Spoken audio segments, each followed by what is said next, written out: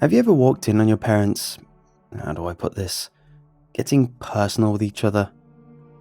Well, I did, and that's what pushed me over the edge to get off my fat ass and find a place of my own. Plus, I was 22 years old and working full time, so it was definitely time for me to get a place of my own.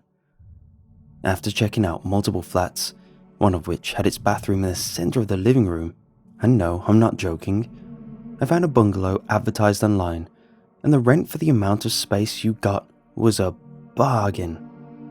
So, I called the letting agent and arranged for a viewing, but when I turned up to the property, I saw that it was a big house and not a bungalow. I chalked this up to a mistake on the website and assumed that the house was split into 2 flats. The lettings agent who was showing me around was called Sarah. She was about my age and extremely attractive. One thing I regret now is not getting a phone number when I had the chance. Once you open the front door, there was a door to the left, and straight ahead was a staircase with a red and white carpet going up, and at the very top was a bright red door. "Hey Sarah, do you know anything about the upstairs neighbour?" She turned to me as she opened the door to the flat. "Honestly, all the documents we have in relation to the property states that this was a bungalow, but obviously we have been misinformed. I will understand if you no longer wish to view the property." To tell you the truth, the property could have been a studio flat, and I still would have asked for a tour, just so I could spend some time with Sarah. The pictures didn't do the flat any justice. After you walk through the front door, you're greeted by a short corridor that connects the rooms of the flat. The living room had multiple windows that let in the morning light. The kitchen was circular and was connected to the living room. The bedroom was big enough for a desk and a double bed. The ensuite bathroom was a little small, but it had a toilet, sink and shower, so I couldn't complain. While Sarah was giving me the tour, I kept thinking how quiet it was in the flat. I didn't hear the upstairs neighbour once the whole time I was there. Not even a creak from a floorboard.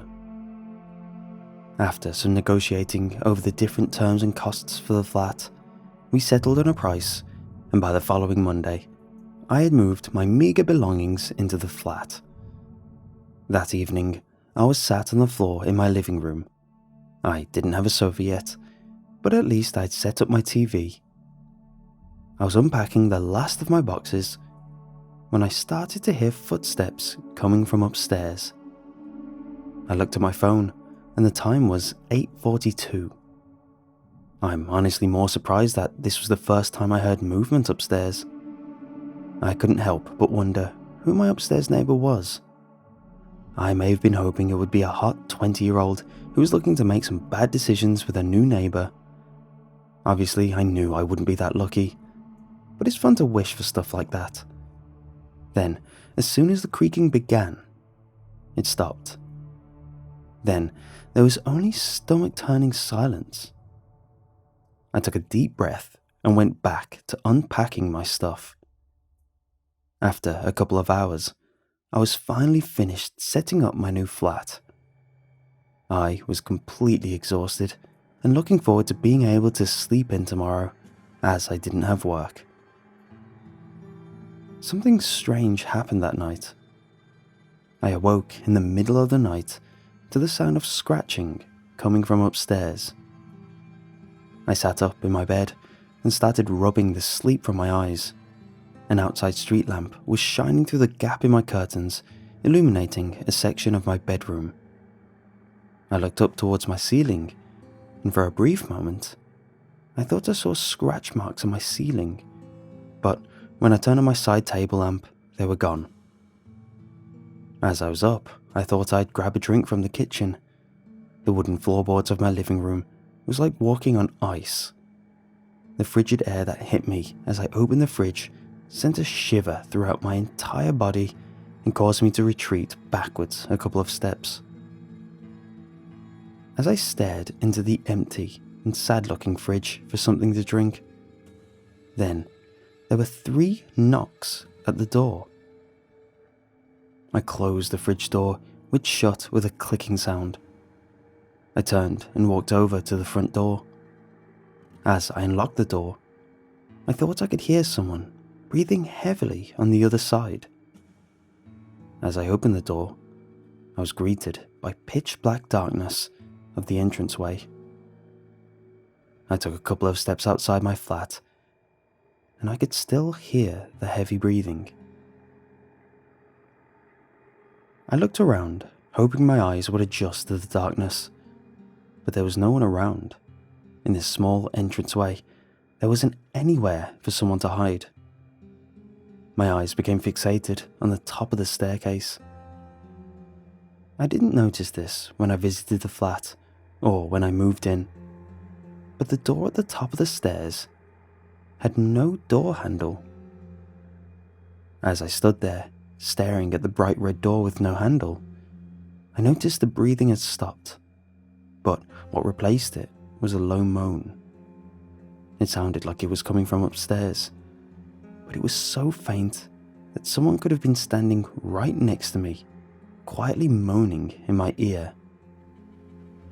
Honestly, it felt like I was staring at the door for hours, but eventually I managed to pull my eyes away and headed back inside. I chalked it up to me being exhausted and stressed from the move. Once I was back inside my flat, I grabbed a glass of water and went back to bed. The next day, I finally got up around 10. I could hear the sounds of birds outside my window and the nearby traffic whizzing by.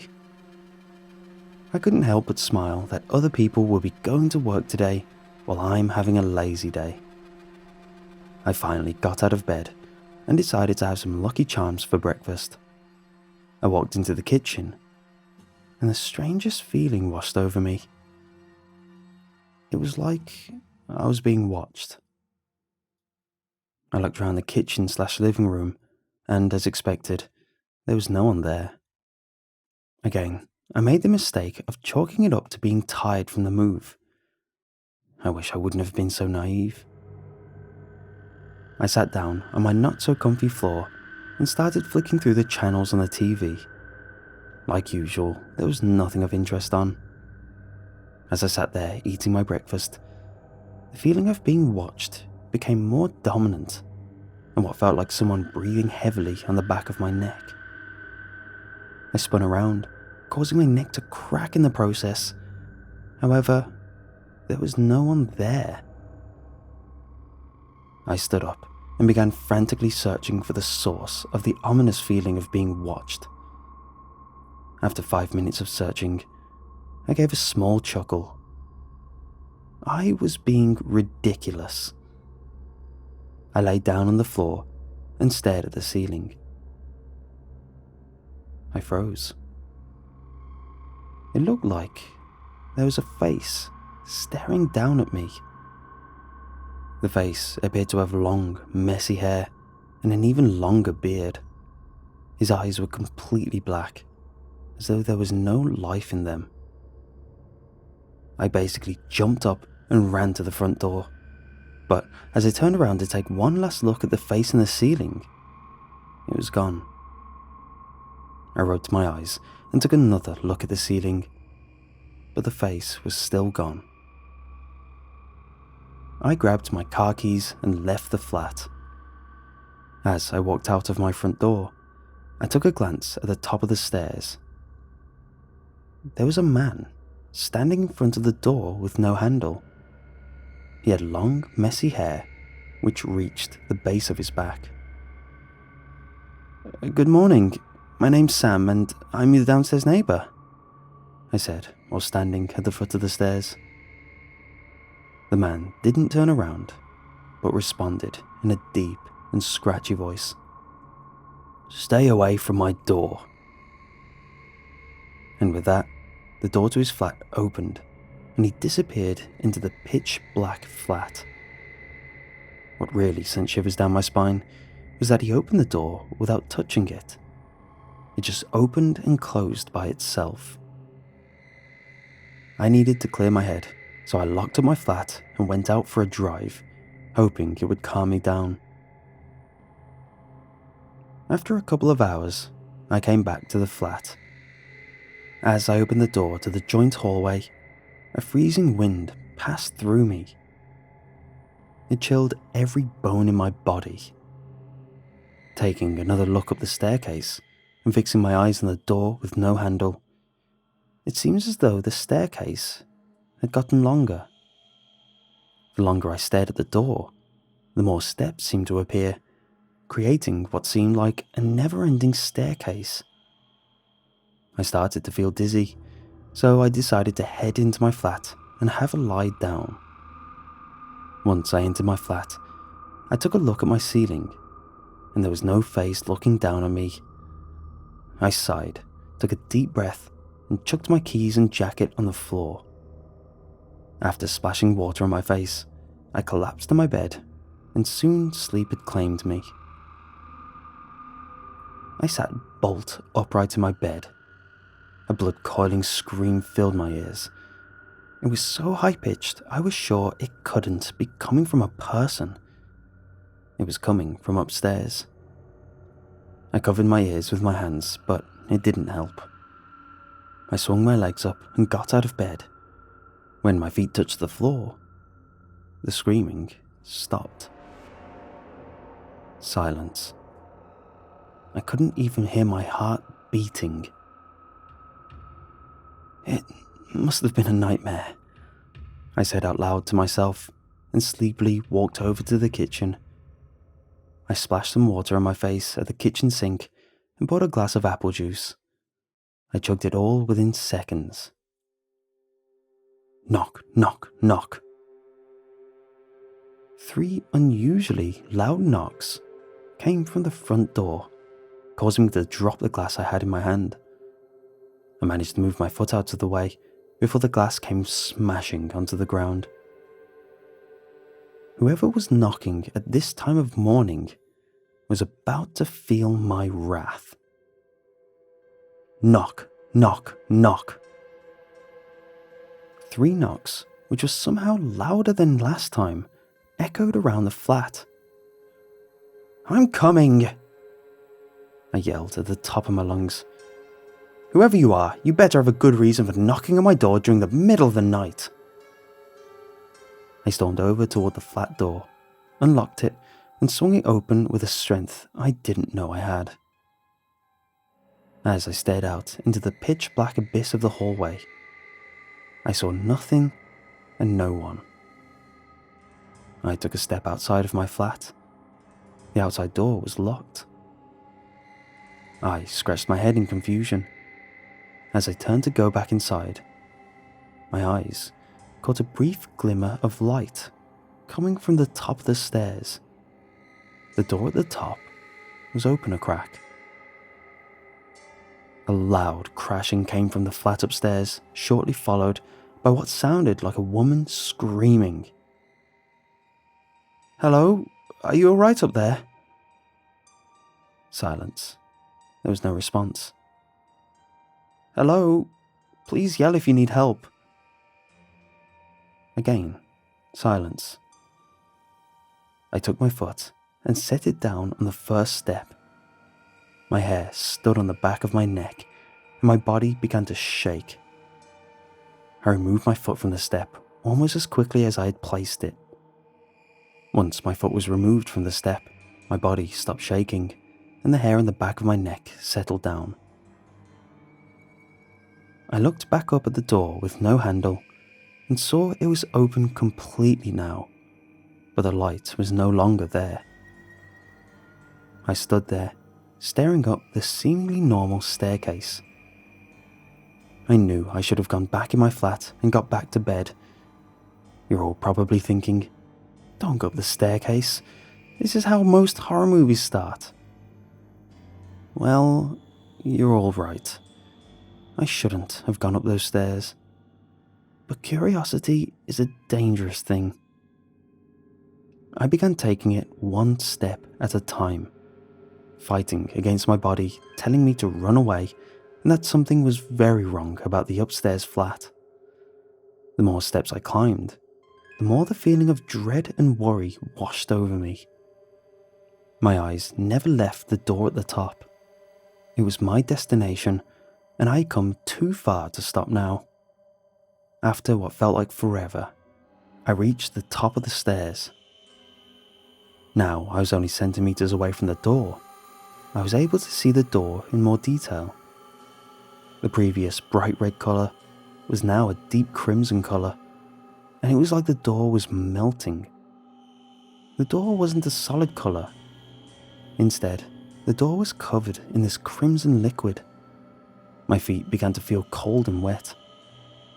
I looked down, and my feet were completely covered in this liquid. After the liquid washed over my feet, it began flowing down the staircase, turning any sections of the carpet that used to be white into the deep crimson that seemed to cover everything in its way. I took a deep breath, and, while trying to avoid touching the door, I crossed the threshold into the flat. What caught my eye immediately was the lack of furniture. There was only a single chair in the centre of the living room. Looking around, the walls looked like they were moving. In fact, the whole flat seemed to be moving, almost as though it was alive. I tried to find a light switch, but I couldn't see one. Honestly, I could hardly see anything. "Hello?" I tried to say it loudly, but what came out of my mouth was a whisper. My body wouldn't stop shaking, and I had to fight the very instinct not to run and jump down the stairs. "Hello?" I said again. This time, I was able to speak normally. There was no response. I started taking steps slowly, heading further into the flat. The only thing I could hear was the sound of my heart getting louder the more steps I took. I made my way over to the window at the other end of the living room, and I pulled open the curtain, releasing moonlight into the flat. As I stood at the window, I started to feel a cold wind on the back of my neck. I spun around, and I froze. I blinked a couple of times. What I was seeing couldn't have possibly been real. The walls were moving. Now, I don't mean they appeared like they were moving. I mean they were moving. It was like the walls were breathing. I could see them shrinking and expanding, just like a pair of lungs. I took a step backwards and fell against the window. Looking down, the floor was covered in the same crimson liquid as the door. Blood, the floor, the door, and even the walls had thick streams of blood flowing over it. I could feel the vomit begin to make its way up my throat. I gagged and tried to swallow it down, but I couldn't. As vomit started erupting out of my stomach, the walls began to move more rapidly. By now, my entire body was screaming at me to get out of this place. I tried to stand up, but my body had shut down in shock.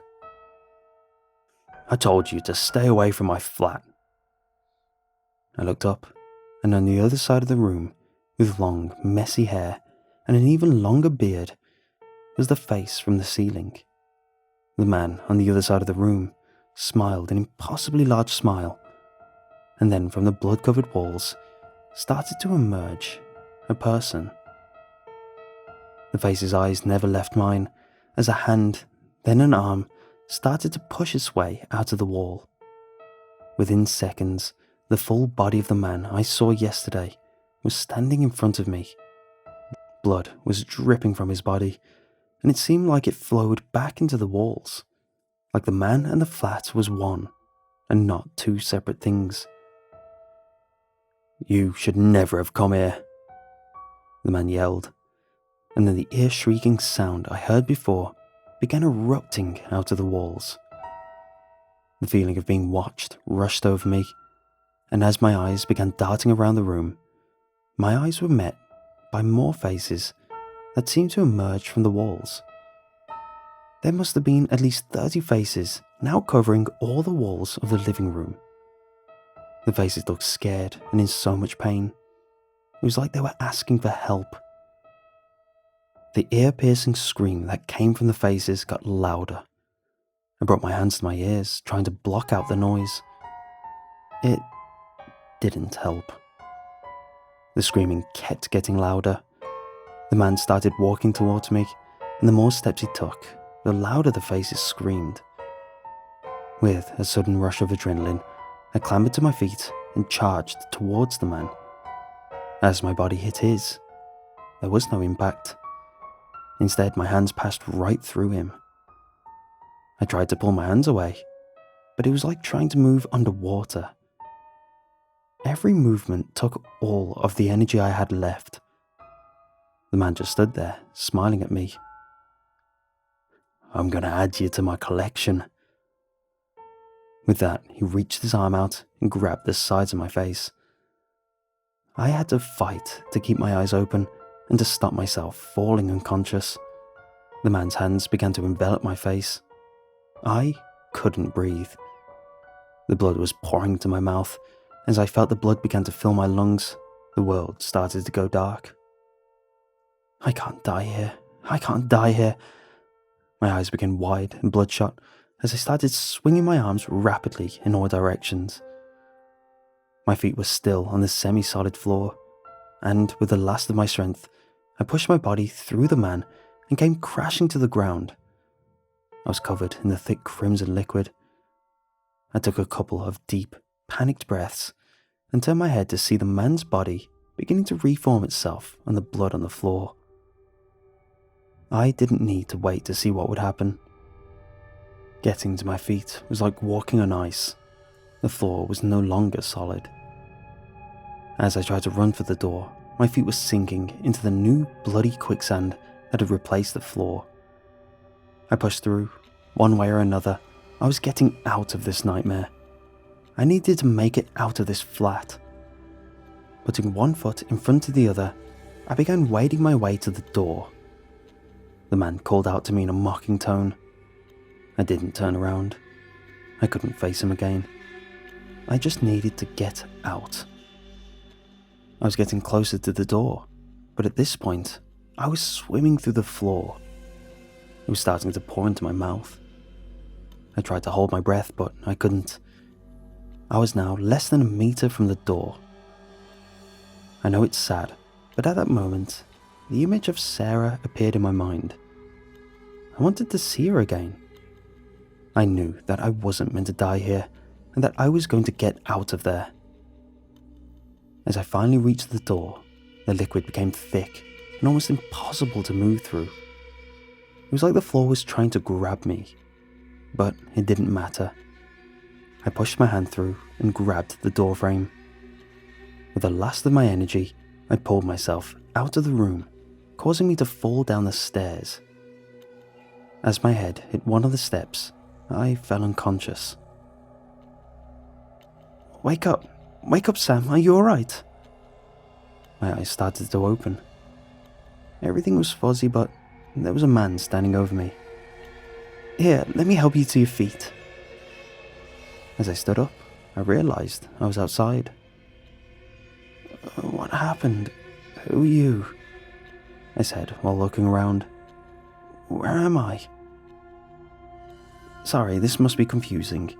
My name is Daniel, and I'm the owner of this bungalow. I came by to take the water readings and found you passed out on the floor." "Wait, did you say bungalow? But it's 2 flats." I gave him a confused look, and then I saw it. Behind Daniel was my flat, but it looked like a bungalow. "Where's the 2nd floor?" "Wow, Sam, you must have hit your head pretty hard. This property has always been a bungalow." He gave me a concerned look. I couldn't believe it. Had I imagined the whole thing? "Wait, what about the lettings agent, Sarah? She saw the upstairs flat as well." "I'm sorry, Sam, but there is no one at the lettings agent called Sarah." I stood there, completely dumbfounded. I had no idea what was going on. After Sam took the meter reading, he advised that I should go see a doctor. But I know what I saw. Once Daniel left, I went into my flat, and where the staircase used to be was a brick wall. Once I opened the door to my flat, I went into the bathroom to clean up, and as I looked in the mirror, I noticed I still had some blood on my neck. What freaked me out the most, and what finally pushed me to move out of this flat and move back home, was because when I looked at the blood on my neck, it looked like a face was staring back at me.